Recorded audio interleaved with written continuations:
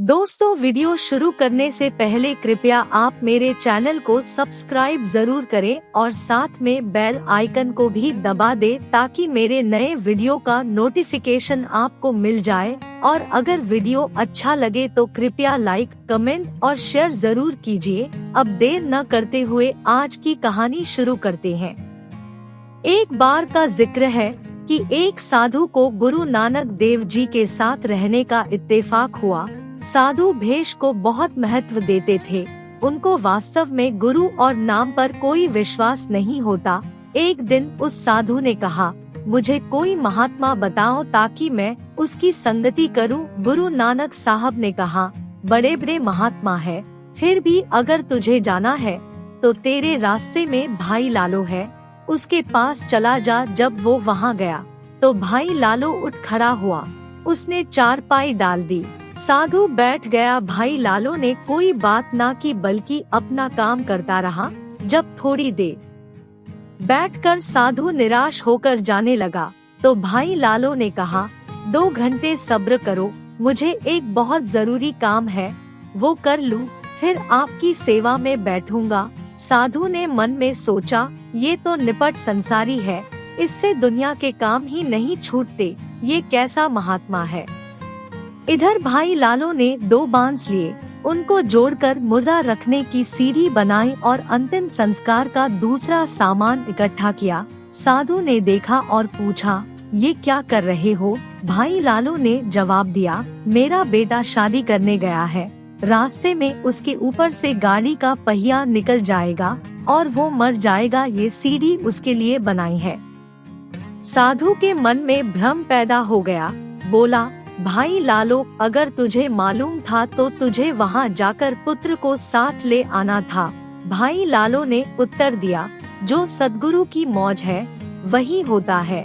इस पर साधु ने कहा, जरूर तेरे बेटे के साथ तेरी दुश्मनी थी, तू बेटे को साथ रखना नहीं चाहता था। ये कहकर वो नाराज होकर जाने लगा। तो भाई लालो ने कहा, तू मुझे क्या कहता है? आज से 8वें दिन तुम्हें इस पेड़ पर फांसी दी जाएगी। अगर बच सकता है तो बच जा।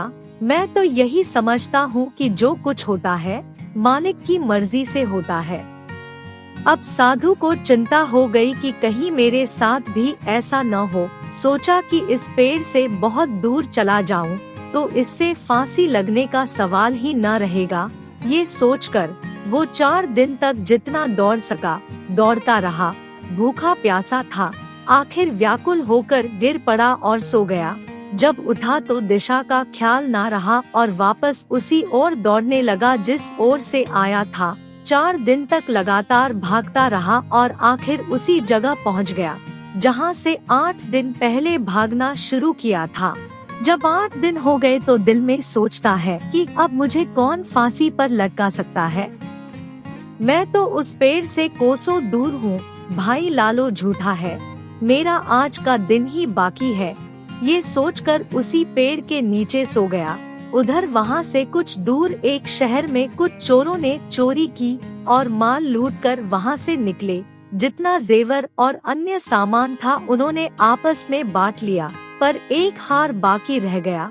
सोचा कि इसको तोड़कर बांट लें। फिर कहा कि ये बहुत खूबसूरत है, क्यों ना इसे साधु के गले में डाल दें। ये सोचकर हार उस सोए हुए साधु के गले में डालकर वो चले गए। जब दिन निकला तो सिपाहियों ने, जो चोर की तलाश में निकले हुए थे, साधु को पकड़ लिया और हाकिम के पास ले गए। उस जमाने में सजा सख्त होती थी। हाकिम ने बिना बयान लिए उसे फांसी की सजा सुना दी और हुक्म दिया कि इसे उसी पेड़ से लटकाकर फांसी दे दी जाए, क्योंकि नियम ये था कि जिसके पास चोरी का माल मिल जाए उसको बिना बयान लिए मुजरिम मान लिया जाए। फिर जिसको फांसी देनी होती थी उससे पूछ लेते थे कि तेरी आखिरी इच्छा क्या है, तुझे किससे मिलना हो तो बता ताकि मिला दे।